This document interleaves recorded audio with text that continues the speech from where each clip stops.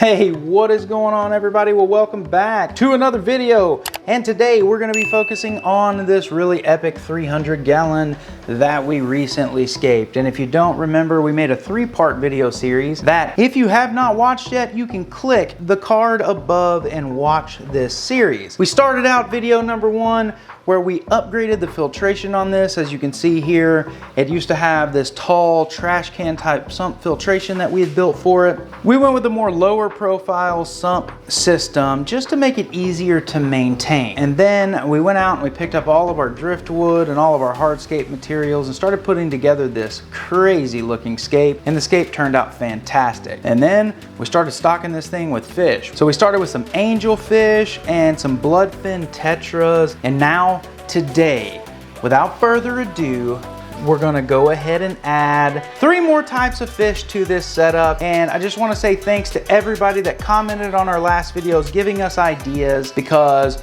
we listened, we are buying, and we're putting some of those fish into this tank today. So with that, let's get into this video today. So little Max Robert and I are about to head out, and we're actually gonna go by PetSmart, maybe Petco, and take a look at some of the fish. We're gonna look at some of the fish that you guys recommended, and we're gonna start picking some fish that will go in here. We are going to be putting 3 to 4 new types of fish into this tank today, which is gonna be fantastic. We're gonna have some bottom dwellers that you guys have recommended, maybe some plecos or hoary catfish. We're gonna get some mid-level swimmers, maybe some top-level swimmers. We don't really know yet, but we're gonna go get some ideas based on your recommendations at the local pet stores. We're gonna place our order and go pick up our fish and see what we get, right? You ready to get out of here? Where are we gonna go first? Chick-fil-A. Chick-fil-A, let's do it. Guys, we're at PetSmart and we're gonna look at fish that y'all recommended in the last video for our 300-gallon. Come on, let's go. Well, we're here at PetSmart and we are looking at the fish. And if you look right here, there's some blue ram cichlids, which are super pretty. They actually kind of look like our Epistogramma cockatoides, don't they? A little bit? Yeah, they're super cool, super colorful, really, really good looking fish. And they're quite peaceful, so they can go into a community tank. Unlike Oscar cichlids, which says here that they're communal. I don't believe that, because Oscars are pretty territorial and pretty aggressive and will eat everything in their path. We have angelfish, which, did you know that angelfish are cichlids? No. Sure are.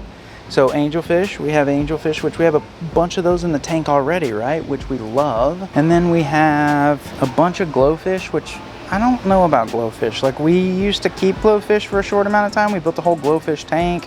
It was cool and all, but I don't know. I don't know about glowfish. They're like really cool when you put the light on them, but they like... Yeah, I don't know. I mean, just, what do you guys think about glowfish? Let me know in the comments below. I mean, I don't know. Anyway, so moving on, we have some giant Danios, none of which you guys have actually recommended, but we're just looking at the fish. There's platies and mollies, and oh, there's some corridoras down there. You definitely recommended corridoras, and more platies and mollies. We have some rasboras. We're trying to stay with the whole South American theme. Rasboras are actually Asian. We have a bunch of neon tetras, which we also love. We definitely love neon tetras, right? And oh, black skirt tetras. Somebody in the comments recommended black skirt and white skirt tetras. These are super cool. Some high fin black skirt tetras up here. We have some black neons, which are super cool as well. All right, guys, well, we're gonna stop for just a moment because while Max and I were in PetSmart looking at fish, we happened to run into somebody that I've known for a very long time. And I actually have not seen her in almost 25 years-ish. She just recently moved back to the area, but we ran into her and her daughter in PetSmart, and her daughter happened to be picking out a betta fish. So she wanted to be in this video, and of course we obliged, so we want to introduce you to little Hunter. And to Hunter's mom, it was really nice seeing you and catching up. I'm so glad that you're doing so well, and let's take a look at Hunter here and her little betta fish, and make sure you comment below and let Hunter know what you thought. Maybe she's the next big fish keeping YouTube star. I don't know. So let's take a look. Just tell me about it. What do you have right there? This is my new betta fish. I don't know if it's a he or a she, because like... That's a he. How do you know? Well, because the male betta fish, they have bigger fins, and they usually don't sell the females here. Oh. So what do you think you're gonna name him? I don't know. I'll probably name him like something. Yeah? Because like my fish just died and I'm kind of sad. Okay. We got her from the exact same place. So I hope she breeds really Well, there you go. I hope he breeds. Well, Hunter, it was nice meeting you. And I will send your mom a text with the link for this video so you can see yourself on here, okay? Deal? Deal. All right. I mean, there's all different kinds of options, but you know what I really like, to be honest, is I think a big, huge school of neon tetras would look so sick in this tank. Maybe some black or white skirt tetras. Maybe some, come down here, some of the blue ram cichlids. Maybe a Max Roberts cichlid would do well. I would fit in that tank though. You would definitely fit in that tank. You know what somebody said in the comments? What? That tank's not 300 gallons, it's like 60 gallons. Like, they obviously haven't seen the video where we tried to drown Brenton in it, huh? So anyway, we have a lot of different options inside of PetSmart. So after looking at all these fish, I think Max and I have formulated a plan on what we're gonna get, right? So now what we need to do is go ahead and place our order and head over to our local fish store and pick those up. Ready to go? All right, we'll see you back there. All right, guys, well, we've picked up our fish and we're gonna go ahead and get these things into the tank. Now, we will be picking up more tomorrow, which you'll see in this video. For today, we have 3 different types of fish that are going in here. So we're gonna go ahead and float these bags in here, and that is just to temperature acclimate them. Okay, Sump, I know, we had a change in volume in the tank and now you're overflowing and gurgling. Settle down. But we're gonna go ahead and float these bags to go ahead and temperature acclimate them. And look at this. I'm not gonna show you the fish just yet, but look at all the angelfish, like all over them, trying to figure out what they are. And they're just such personable fish, I tell you. Anyway, so we're gonna go ahead and float acclimate them, and that is going to acclimate them to the temperature only. And after they sit here for just a minute, we're gonna then start cup acclimating them to the parameters in this tank. So I'm gonna go ahead and get that done, and let's take a look at these fish.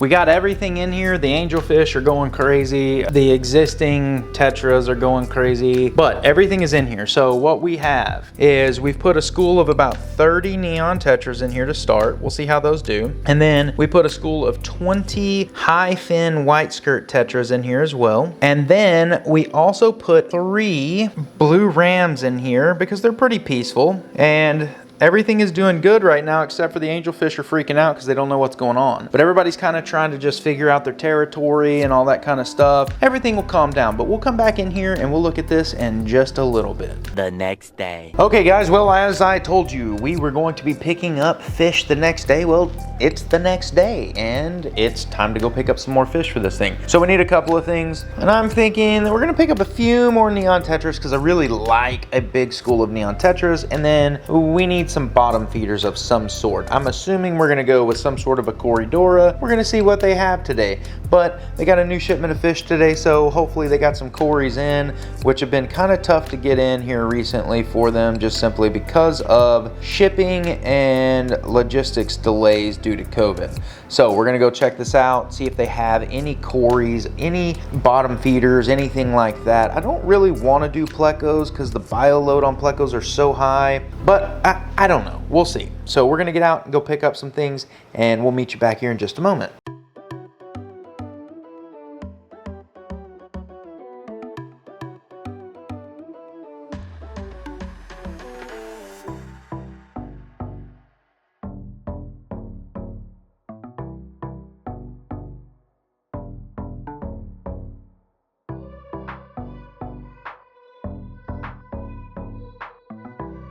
Well, as you saw, we added 20 more neon tetras. So that brings our total of neon tetras up to 50. And then we added a school of 6 corridoras. And these are just standard green corys. And it was either the green corys or albinos. They didn't have a big selection today. And I like the albinos, but the green corys just look more naturalistic. And as you can see, they're already tearing it up, just moving the substrate around. And there's another one right there. These angelfish, though, they just keep looking at me, and I think that they may be hungry. So let's call them in by tapping the glass here, and let's see if we can get them all to follow us. And look, here they come.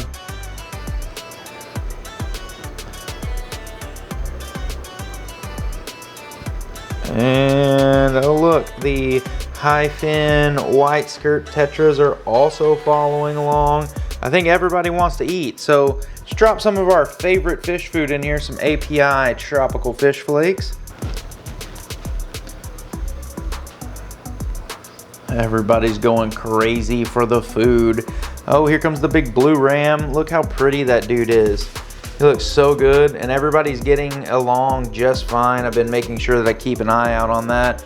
Really, the blue ram is quite peaceful actually in a communal tank.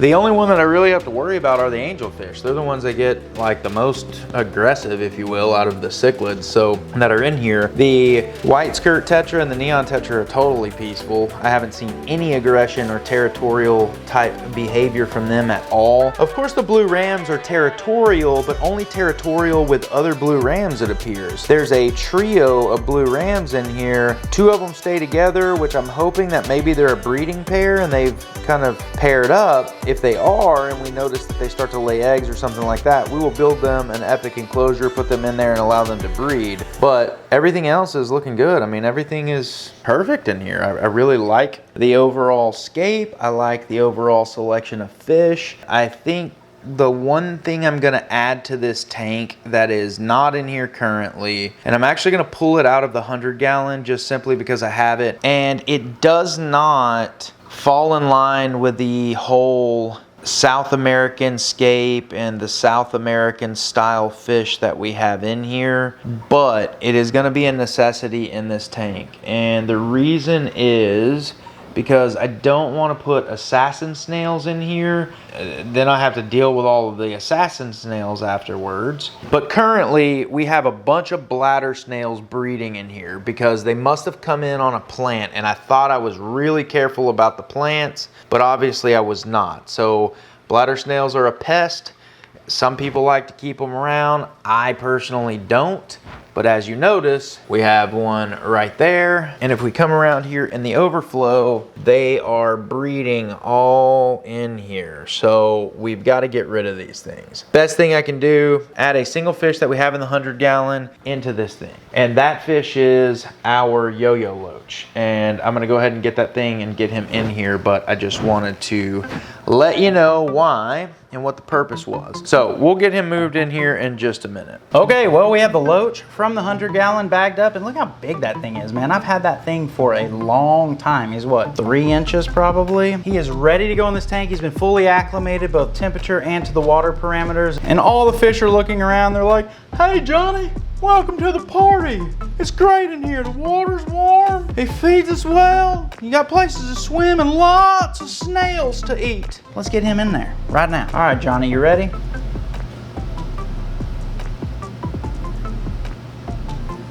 And there he goes. And he is gone forever. We will see him maybe never again. That's just the way it is. I had to move all kinds of scapes and everything else to be able to get this guy caught. But while we're here, let's just take another look real quick. Now the tank is looking kind of dirty, so we may do a water change as a part of this video. I don't really know. People wanted to kind of know what it would take to maintain this tank, and honestly, it's pretty simple. We may actually show you that here. In fact, let's just go ahead and do that right now. I start by scrubbing the inside of the glass because I want all of that algae that's on the glass to get into the water column, so when I do a water change, it actually removes it from the tank. Next, I'll go ahead and turn off the pump, and then I'll start draining about 30% of the water, being careful because I don't want... Oh my gosh, there's an angelfish! Oh my gosh, okay. He's fine. Yeah, we'll drain about 30% of the water, and then we'll get ready for the next step. What I'm going to do now is go into the sump filtration system and pull out all the mechanical media. And what I use for this is 100% polyester polyfill or fiberfill that you get at like a craft store that you use to fill pillows and things of that nature. This stuff is fantastic. I learned this from actually the king of DIY. This stuff makes your water crystal clear, so I use a lot of this stuff. The other thing is that you can get a 10-pound box, which will last me personally over a year for like $25 at Walmart. It's a heck of a lot cheaper than buying actual filter media at a pet store. So now that we have the mechanical filtration situated in the sump underneath this tank, it is now just simply time to fill this thing back up. But before we do that, we have to first treat the water with one of our favorite products, API Stress Coat Plus. So we're gonna go ahead and treat this water, and even with the water change, we have to treat the full amount. So we gotta treat for 300 gallons. So we need to add 150 milliliters of this to the tank. So we're gonna use something bigger than the 10 ml top that comes on the bottle, and we're just gonna use a measuring cup. 1/2 cup measuring cup is 120 ml. So we'll need to use this plus another 30 ml. Now we are dechlorinated for 300 gallons, and we just need to fill this thing back up.